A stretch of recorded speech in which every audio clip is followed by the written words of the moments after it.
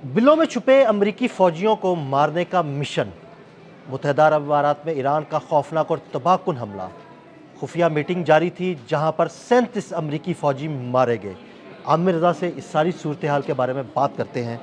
आमिर भाई, वही हुआ जो बात आप काफ़ी दिनों से कर रहे थे कि ये छुपेंगे, मुख्तलिफ़ जगहों पर अमरीकी बेसिस से निकल कर होटलों में जाएंगे या मुख्तलिफ़ मुकामात पर खुफिया मीटिंग्स करेंगे, लेकिन ईरान के पास हर किस्म की मालूमात होगी और इनको चुन चुन कर मारा जाएगा।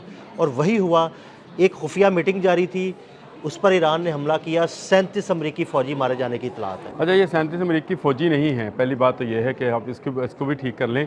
ये 37 इनके अफसरान हैं। अच्छा। इनका अभी नाम जो है वो सामने आ जाएंगे। ज़रा सा सब्र करना पड़ेगा, क्योंकि मीटिंग जो है वो फ़ौजियों के माबैन नहीं होती है। होते वो फ़ौजी हैं, लेकिन आला रैंक के आला फ़ौजी रैंक होते के हैं, होते हैं। जो कि अगली प्लानिंग कर रहे होते हैं कि इसके बाद आपने ईरान पर या किसी भी दुश्मन मुल्क के ऊपर करना है।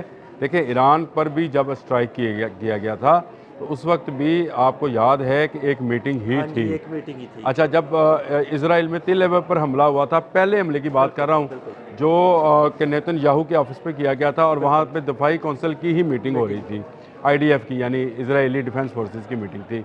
उसमें जो लोग अभी तक जहन्नम वासिल हुए थे उनकी भी लिस्ट सामने नहीं आई है। बिल्कुल। ये लिस्ट भी सामने आ जाएगी। इसमें कौन कौन शामिल है और इसमें मुत्तहिदा अरब अमारात के लिए क्या चीज़ें थी।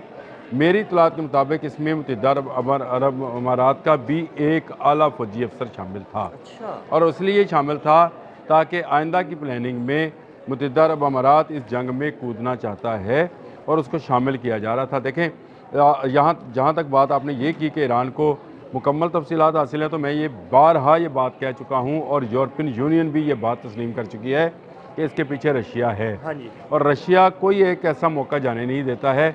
अमेरिकन जो फ़ौजी हैं, इनके अंदर, अमेरिकी फ़ौजियों के अंदर शायद ऐसा चिप लगा है कोई, मुझे बिल्कुल, ये बिल्कुल। समझ नहीं आती है।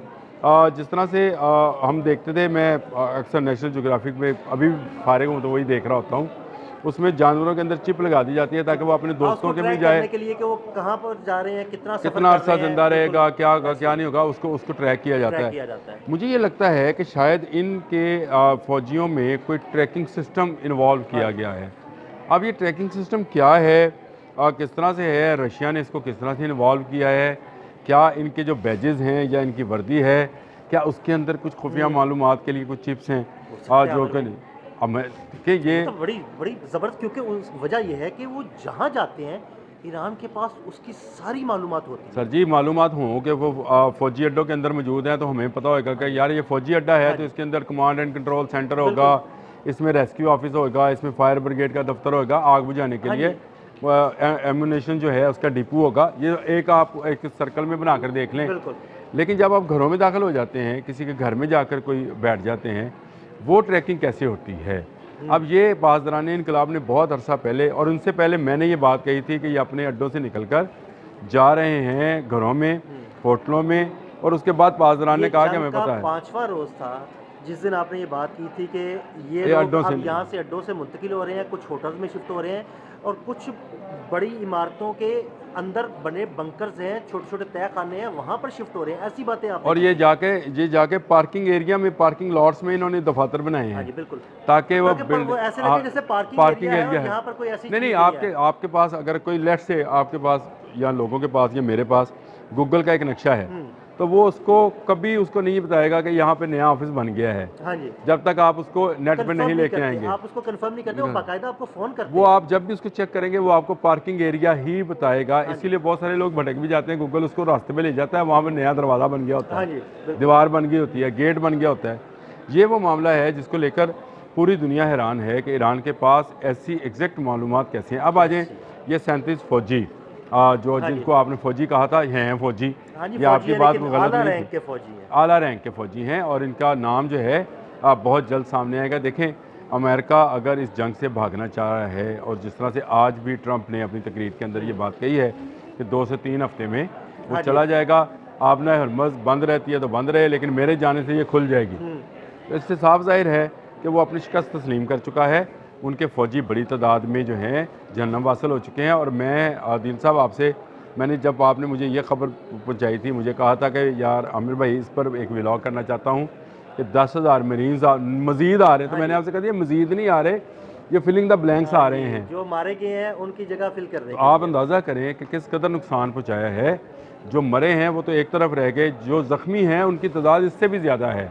چاہے وہ معمولی انجرڈ بھی ہیں تو وہ اب سروسز میں نہیں ہیں, اور ان کا علاج معالجہ جہاں جہاں پہ ہو رہا ہے اس کی بھی خبر ہے. آج کی آپ کو خبر دینے لگا ہوں, آج بھی اسرائیل کے ایک ایسے ہاسپٹل پر حملہ ہوا ہے جہاں صرف فوجیوں کا علاج کیا جا رہا ہے. اچھا, بڑی یہ آج یہ دیکھیں, ٹرمپ نے جیسی تقریر ختم کی تو بارود کی اور آگ کی بارش جو ہے بالکل اسرائیل پر کر دی گئی, اور اس میں بہت بڑے بڑے نقصانات ہوئے ہیں. کی تقریر کا اور ریئیکشن میں نے اپنی جو ولاگ کیا, میں نے اس میں یہ کہا تھا اپنے دوستوں سے, دیکھنے والوں سے, کہ عدیل صاحب کے ساتھ میں کرنا چاہ رہا ہوں کہ مزید جہاز تباہ ہوئے ہیں. یہ میں نے لفظ بولا کہ عدیل صاحب کے ساتھ میں کرنا چاہ رہا ہوں کہ جو جہاز تباہ ہوئے ہیں اس کی تفصیلات میں اس میں بتاؤں گا, کیسے ہوئے, کس نے کیے, اور کیا تصدیق آئی ہے. اسرائیلی حکام بھی مان گئے ہیں کہ جہاز تباہ ہوئے ہیں. تو اس کا مطلب یہ ہے کہ امریکہ کو ایک اور بڑا نقصان ہوا ہے. کل ہی میرے ایک دوست کے ساتھ اس پر ڈسکشن ہو رہی تھی تو وہ کہہ رہا تھا کہ ایئر فیولنگ جو جہاز ہیں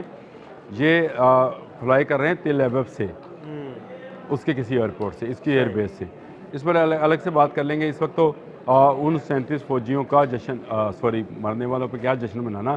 ایران تو جشن منائے گا نا. ایران دیکھیں, ایران نے ٹارگٹ کیا ہے اور ایران نے چن کے مارا ہے. اس کو پوری انٹیلیجنس رپورٹ مل چکی تھی کہاں چھپے ہوئے ہیں, کہاں پر خفیہ میٹنگ ہے, اور اس نے ایسا چن کے مارا کہ اگر وہ عام فوجی نہیں ہے, اگر وہ جنرل رینک کا یا بریگیڈیئر رینک کے اس میں لوگ شامل ہیں, تو عامر بھائی جو بہت بڑی تباہی ہوئی ہے. ایران نے ایک ویڈیو بنائی ہے جو کہ جاری بھی انہوں نے کر دی ہے.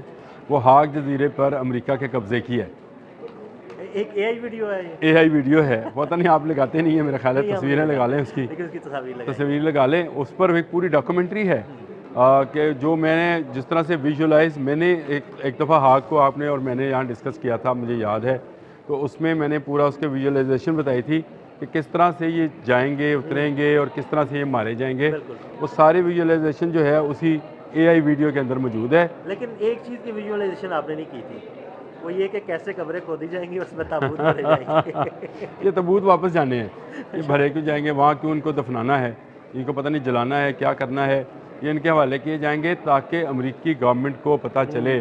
اور یہ یاد رکھیے گا, آج مجھے اس پر بھی ڈسکشن کرنی ہے. مسعود پزشکیان نے جو امریکی عوام کے نام خط لکھا ہے, یہ بڑی اچھی خبر ہے, اور یہ میرا خیال ہے امریکی عوام کو اب سمجھ جانا چاہیے کہ ایران ان کا مخالف نہیں ہے. ایران ان کے مخالف ان کی اپنی گورنمنٹ ہے, ان کا مخالف ٹرمپ خود ہے, ان کا مخالف نیتن یاہو ہے. یہ دیکھیں, ان کا مخالف یعنی جس طرح بھارت کا مخالف اس کی مودیانہ سوچ ہے, اسی طرح ٹرمپیانہ سوچ یہ ہے, یا یہودیانہ سوچ جو ہے وہ ان لوگوں کو مروا رہی ہے, اور ان کو موقع مل رہا ہے ان کی مخالف قوتوں کو کہ ان کے لوگوں کو نقصان پہنچائے.